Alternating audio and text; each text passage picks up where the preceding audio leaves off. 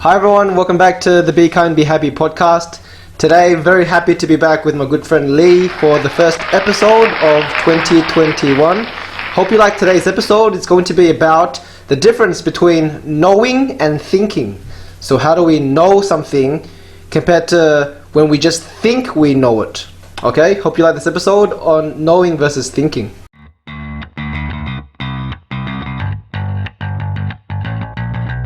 Before we get started, we'll start with our 3 deep breaths to sync our minds and relax before we begin.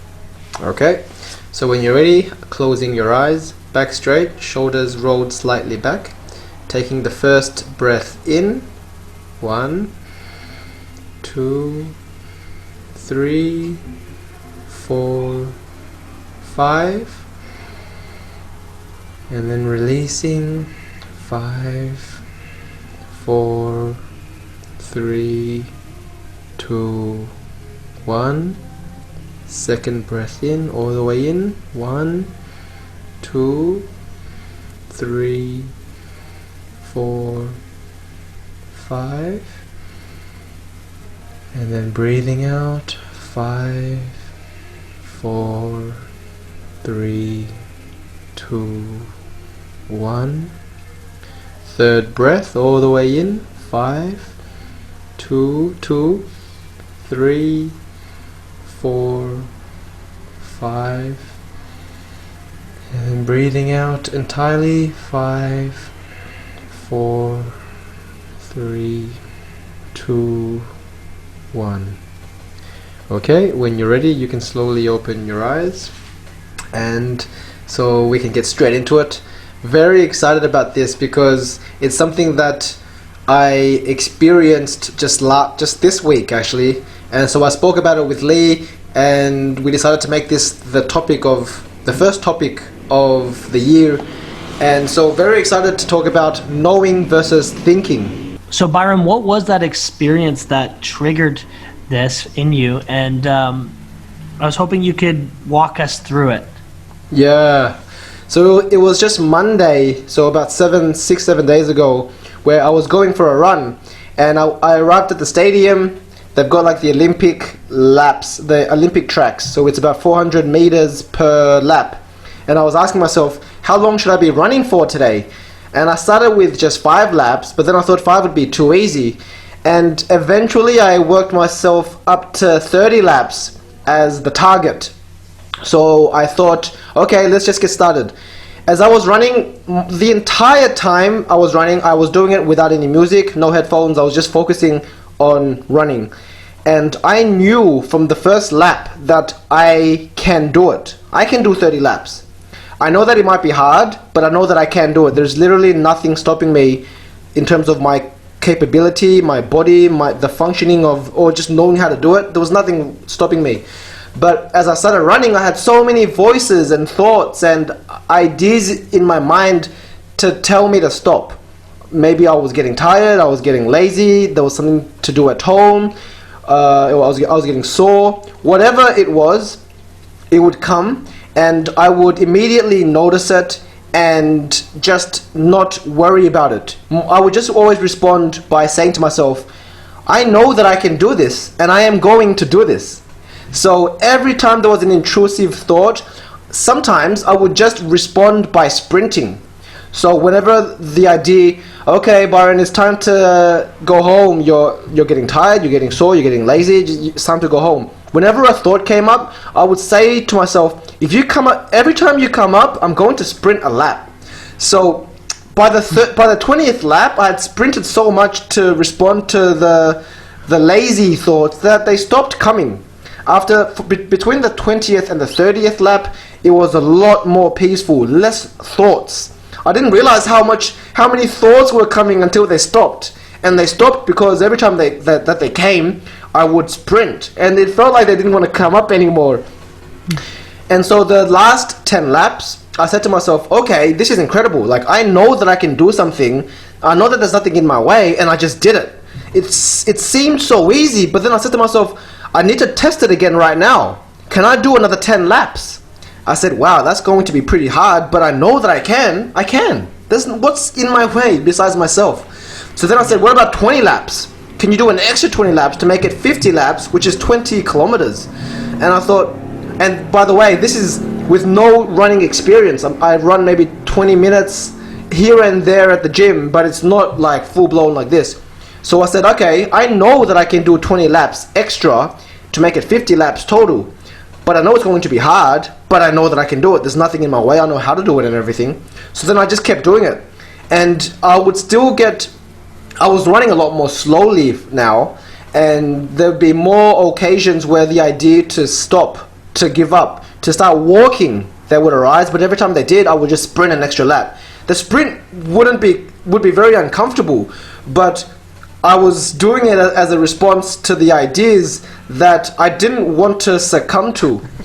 And then after 50 laps, I felt incredible. I felt like I was on the highest cliff, highest mountain peak. Immediately bowed down to the ground in reverence to, just the universe. And that was when I realized, when you know something, nothing is in the way. If you truly know, then there is nothing stopping you. So then I actually tested that a few more times this week. I said, can I do a 3-hour meditation? I've never done it before. The longest was like an hour and a half, maybe pushing 2 once or twice over the last 5-6 years. I've never done chunk, right? In one solid chunk. I've never done a 3-hour session, but then I said to myself, can I do it? Of course I can, right? Why not? Anyone can just sit, close their eyes, and just do it, right? Just set a timer for 3 hours. So without a shadow of a doubt, I know that I can. It's just, will I do it? And if I decide right now that I won't let anything stop me, anything open up my eyes, then I'll just do it until the 3 hours are up. So that's exactly what I did. I set the timer for 3 hours, and I just sat there, and I just started breathing, meditating, being aware of where my awareness was. And then during the 3 hours, there'd be many thoughts that would arise. You can stop now, you can rest, you can lie down, you can open your eyes. But every time any thought arose, I just dismissed it, because I know that I was going to stick to it to the end. Eventually, I just finished the 3 hours, and I just confirmed to myself that if you know something, that you know how to do it, you know what to do, you know that you can do it, then there's really nothing in your way. The same day I said to myself, I know that I can do 1,000 push-ups. And so I just got into it. I just got straight into it. And I did in 50 reps, 20 times. And so in about 20 minutes, I just did 1,000 push-ups. I was getting sore and tired and whatever, but I just kept doing it. With the only thought in my mind was, I know that I can do this. That's it. I know that I can. Whatever comes up, it's just trying to get in my way, but I know that I can, and I just stuck through it. And so now I'm just in this amazing life high, feeling that if I know how to do something, I know that I am physically capable, then there is really nothing in my way, as long as I want to do it. And so now it leads straight into this podcast, so that we can discuss what is the difference between knowing something and only just thinking it. How do we differentiate them two, and then how do we build on what we know to achieve everything in life? So that's the experience I had just this week. So I really like that, and so if you guys don't know Byron, he's super fit. He's a really fit person, but he's pushing his mind now, and it's you realize how much you are capable of, right? More than even he knew he was capable of. So 1,000 push-ups is pretty intense. That's high level stuff. And I just want to say, he's starting to really remind me of David Goggins. So yeah, I think David Goggins as well. Yeah, I think you actually bring up a good point, that right now I'm actually using my mind and my body to test these ideas and principles that I'm picking up. But yes, I'm not one to like these physical challenges, because I don't like discomfort. I don't like to put myself through these uncomfortable situations, but I'm doing it just to prove to myself that if I know that I can do something, that I will. Yes. There's nothing in my way. I'm just trying to prove that to myself. But I'm not someone that has been pushing myself to the limit by any stretch of the imagination. I'm not like that. But only now am I starting to wet my feet dip my toes into this world, because I feel like there's a lot of potential here. Yeah. Because normally you stick to your routine and you do. Yeah. You're very disciplined, right? You're very fit, but you have your workout that you do, you have your meditation that you do, but you're not trying to push a 3-hour meditation every day, and you're not trying to run 50 laps every day, because that's a different level, and that is the level of David Goggins. So maybe we shouldn't even make a comparison. You know what I mean? Like, the guy runs like a marathon every day. Like, the one thing that interests me most about this, like, if you want to keep that up every day, is just like, when do these guys sleep? Because, like, I actually know sleep's so important for me. Like, I've been getting 8 hours, and that's when I'm functioning at the highest level. Yeah. And it seems like some of these guys just have that gene where they don't need the full 8 hours in order to have full energy. Because the Rock, like, The Rock, these guys are up at 4 a.m. working out. And, like, that's great, but I wouldn't be able to string a sentence together if I got up at 4 a.m. You know what I mean? 6 a.m. is when I get up, and that's the earliest I can get up. It still takes me about 30 minutes before I'm thinking straight, Yeah. But yeah, let's get into it, man. Yeah, I just, so let's get into the second part of this. So take us away. Yeah, okay. So I guess before we start the second part, how do we differentiate the difference between thinking and knowing, right? And that's something that is so important on the spiritual path, especially when I was practicing as a Buddhist monk. Like, everything has to be experiential. We read a lot, we learn a lot in lectures and in class time and from the Grand Masters, but these are just ideas and concepts that we have to then put into practice so that we can really experience it, understand it, reap the fruits directly. Yep. And I always understood the difference, like why it was important to know, to experience, and to understand experientially. But I feel like just now am I starting to really understand. Whereas before, it was just read a concept, it makes sense, it's logical, I accept it, but there wasn't really much experiential knowledge. It was just a concept that I have faith in.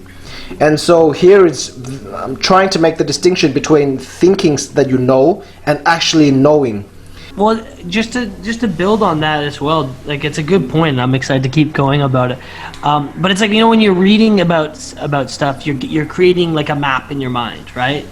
But until you do the stuff, like, you actually have direct experience of the stuff, and that's what makes you know, then you're actually, like, following that map and building upon it.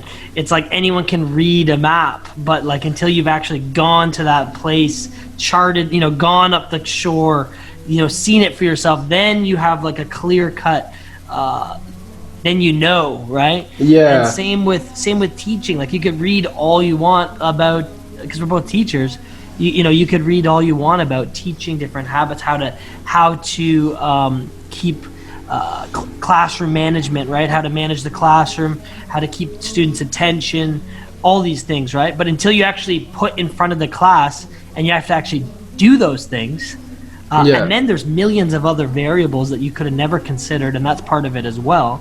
Until you do that, then you never know, right? And there's a clear-cut difference. Like, it really is black and white between thinking and knowing. And so I hope that point now is a little bit stronger. Got across a little stronger, right? Definitely. To me, that's totally it, right? There's a huge difference. It's like we mentioned before, like, health-wise, you can read how to lose weight, how to get muscles, how to put on, good mass, lean mass. But until you actually do it, it's not something that you know how to do. It's just something that you've read, that you think you know how to do. But then you just have to really put yourself through it. Not just health-wise, but every aspect of life. We learn how to make money. We learn how to be happy. But until we're actually happy, it's just an idea that we're following. Until we're actually rich, until we're actually the person that we want to be, until we've actually achieved the goal or made those habits into a lifestyle, and then we are only just working on thinking and believing and having faith in ideas and concepts. So here it's about understanding what you actually know. What is your knowledge base, like your direct experiential knowledge base, and building on that. Yeah. And so that would lead to much more stability, much more strength in foundation, lead to much more long-term dedication, much more long-term benefits and advantages, because this is something that is stable and strong and has a very good foundation and roots. And so that's something that you can invest in. That's something that you can actually take your time to really invest your time and your energy and your money in, because it's something that you actually know how to do, not just doing through faith and belief and thinking. I got one question for you then. And so how do you know that you're not, you're not just having overconfidence, right? Like the confidence comes from knowing, right? Being prepared, knowing that you can do something, and then going out and doing it, right? You need that confidence to do it. But for instance, what if I went to go for a run and I did 2 laps? I was like, I know I could do 50 laps. Yeah. But I stopped after 10 because I knew I could do 50. You know what I mean? Like I knew I could do 50. I didn't do it though. Yeah. So I'll let you answer the question before I go into it myself. Yeah, dude, that's actually a very, very good point. Yeah. Like, I think, like, you can either say, I know that I can do 50 laps, I'm not going to do it, but I know that I can. Okay, fair enough. Then there might be a reason why you don't want to do it today. Maybe you're rushed for time, but at least you know. At least you know. And that's actually good enough. At least you know that you know. And so if the situation does arise that you need to do something, at least you know that you can, and you've got faith and confidence in yourself. But then we have to really be honest with ourselves, because it's so easy to trick ourselves and to believe lies that we tell ourselves, and that's completely counterproductive. And I think that's why it's so important to not lie, to be honest with yourself and honest with other people, so that it actually aids in your progression in life, your career progression, spiritual progression, self progression, whatever.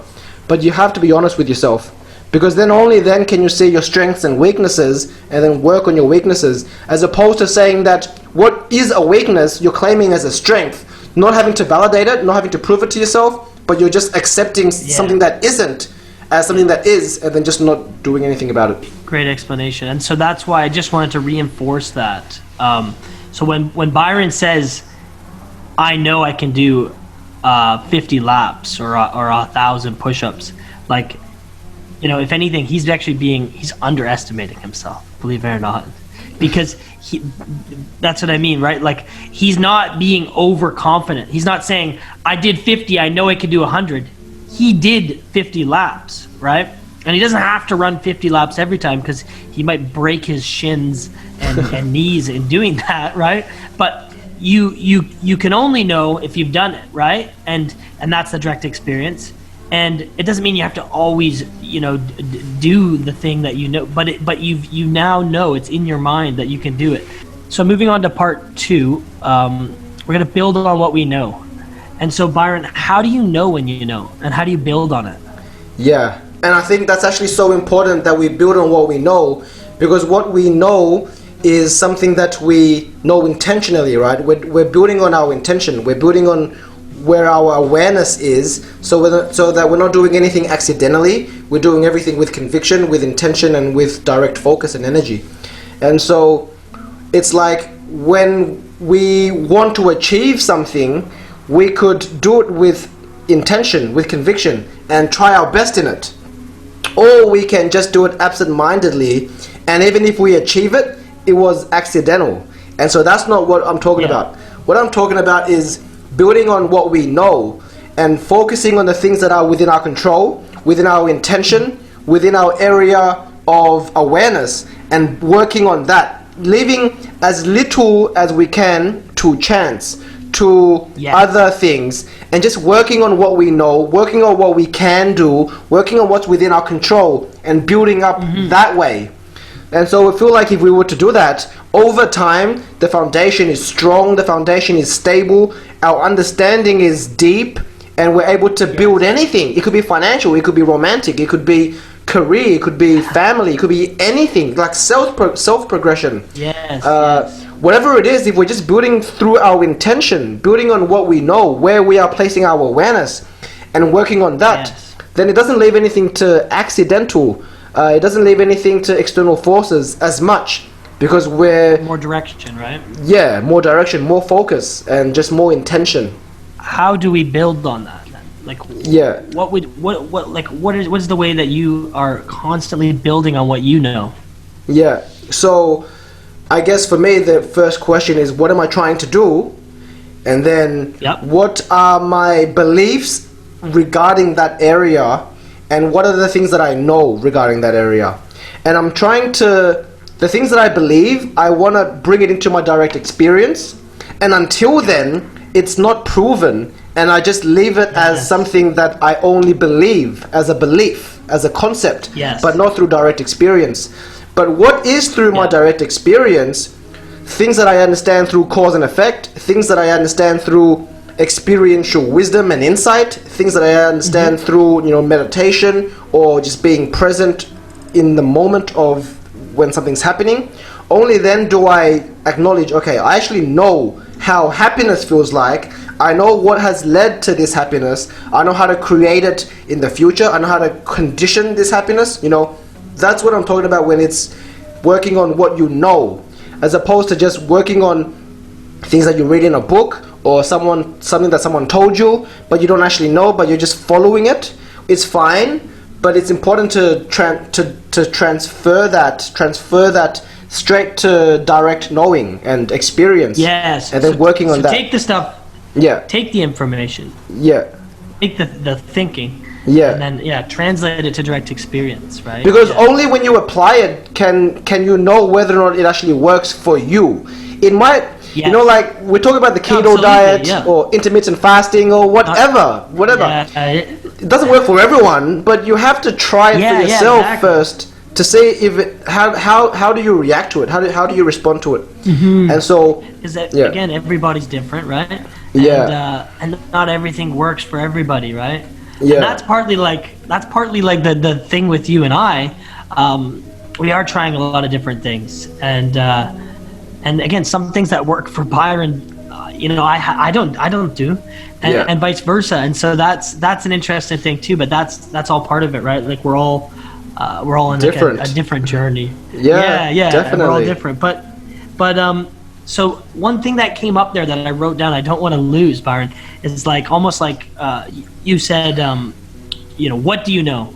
How do you know, right? And you're being introspective. And then it's almost like you have to have some form of self-assessment, right? So that's like the transition to the direct experience is that self-assessment. Right? Yeah. So you're assessing yourself if it's something physical or something like that, then that's the 50 lap run.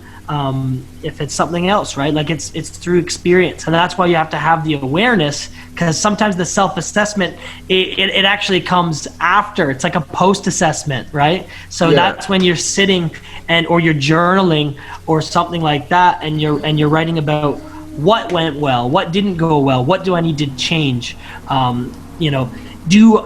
am I a master of this? All these different things. And that's so important to building the full mastery or knowing in your mind, right? Yeah, for sure. For sure. And I think it's very important to have that self-assessment, because it's so easy for someone to just say, I know that I can run 50Ks, but then never do it. Yeah. So how do you know that you can until you've actually proven it to yourself, right? And so not everything we have to prove, but having proven it to ourselves, we have more confidence in ourselves. But it also means that we can't lie to ourselves. We have to be honest with ourselves, honest with our strengths and weaknesses, honest with our capabilities. And then so when we're honest, we are more clear with what we need to work on. All right, so moving on to the third portion of this podcast, we're going to move on to the 3 knowings. And this is Byron's strategy for leading to great progress in your life and having that direction, trying to create some order in the disorder of life. And so, Byron, do you want to walk us through the first part of the three knowings, or maybe all the three knowings? Yeah. So on the first part, we learn how to differentiate between knowing and thinking. The second part, we understand the merit of building on what you know. And so now we're discussing the 3-step process in how to build on what you know. So the first knowing is you have to know what you want. The second knowing is number one is know what you want. Do you want money? Do you want a girlfriend? Do you want a wife? Do you want a family? You want a good career? You want to work on yourself? The second thing is, how do you get what you want? So now you've got the first one is knowing what you want is the destination. The second one is knowing the path. So knowing how to get what you want. If you want money, what's the plan? What's the action plan to get money? Yeah. So in other words, knowing how to get there. Yes. So knowing what you want. Knowing how to get there. And then the third one is knowing that you can and that you will. Okay, nice. If you've answered those 3 questions without a shadow of a doubt, with a lot of conviction, with complete self-confidence, then nothing can ever get in your way. And that is what I proved to myself this week 3 times. When I said, I can run, that's what I want. Do my 50 laps. How do I do it? Just keep moving my feet 1 foot at a time, 1 step at a time. And then can I keep going? Yes, keep going. Then the third one is I know that I can and I know that I will. So it felt like I had already finished the 50 laps before I had done it, because I felt like it was such a sure win that there was nothing going to be in my way. The same applies to when I was doing the 1,000 push-ups. I know what I want, I know how to do it, and I know that I can and I will do it. So we can apply this to, and we should apply this to every aspect of life. Financially, what do I want? How do I get there? And can I do it? If the answer is no, I cannot do it, then change the second part into you gotta change it. Having the action plan or the path map, the roadmap. Make it something that you can, that you want to do it, that you enjoy doing it. You can play with that. Yes. Yeah. And if you're starting to think introspectively there, and you find there's an area of weakness in yourself, right? Maybe there's a confidence issue, or you don't feel like you're enough, or all these things. Maybe you don't deserve to get where you want to go and stuff like that. And that's those are things that we've covered in last episodes, and we're continually working on, and we're aware that all those things this is all happening at once. That's part of the disorder of life and the chaos of the mind. But this is one aspect that we're working on, and there's many other aspects that you may have to work on as well, and that we're always continually developing and evolving to some degree. So the third point was, again, knowing that you can and will do it. Yes. And like that point. And that's actually where all the problems arise. Because when you have conviction that you can and that you will, you're going to have so many doubts creep into your mind, trying to distract you from you achieving your goal. And that has happened time and time again, regardless of what I'm trying to commit myself to. But that is also where you identify where the problems are, and then you ask yourself, how do I transcend this? So if you want to have be very healthy, have a good diet, good rest, good exercise, then you've got to, what you want. You want to be healthy. How to do it? Get 8 hours 8 hours sleep a day. Go to the gym 3-4 times a day, and then eat well. You know how to do that. Yes. You know what you want. You want to be healthy. You know how to do it. Eat well, sleep well, and rest well, and exercise well. The third one is, can I do it? I can. You physically can. You've got the time to. You have to be able to say I can. But it's the will I do it. That's the hard part. Yeah, will you do it? Yes. Yeah. I can because I made the plan. You're the one that created your own roadmap. You're the one that's saying what the plan is. The plan is to go to the gym 3 times a day. If you can't do that, then don't do it 3 times a day. Do it one time a day, Sorry, three times a you week. mean 3 times a day? 3 times a week. Sorry. Yes. Yeah. Sorry. So what you? Times there is like, dude, that's intense, man. You're No. so intense. Like doing anything, it has to be something that you can do. So that should already be ticked. I can do it. If you can't, then readjust the second step. The third one is, will I do it? When you answer without a shadow of a doubt, I will do it, things are going to be arising immediately from your mind, internally, externally, manifesting in a way to try and stop you from achieving that. Those are the things that you want to transcend to transcend yourself, but also those are the things that you haven't addressed in the past that you have to address now. And those are the things that have been preventing you from achieving that in the first place. The reason why you're not healthy right now is because you can't give up eating snacks after dinner. And so when you say, I know that I can stop eating after dinner, will I? Yes. Once you have that conviction, at night you're gonna have that craving even stronger than ever because you've denied yourself that. And so that's when you have to really transcend your own limitations and have discipline, have willpower, create positive, constructive habits. But that's how we do something intentionally. If we were to not have a plan, have a goal, and have conviction in doing anything, we might still be healthy, but it was very accidental. There was no conviction, there was no intention in it. And that's not the life that we want to live. We want to live an intentional life where we are doing what we can, achieving our potential, improving every day, and not allowing anything to happen by chance. And this is how we do it. And reevaluate, right? Yes. If you fail, just reevaluate and keep going. Yes. The failing is actually very, very important part of the journey because you can't just not fail. And the failing... Maybe you didn't know yet. yeah. Maybe you haven't really tried that hard yet. Maybe you're setting very, very easy, achievable targets. But the harder you want to go up, the more chance of failing, and you just have to accept that. But yes, so just to recap, knowing what you want, knowing how to get there, and knowing that you can and that you will.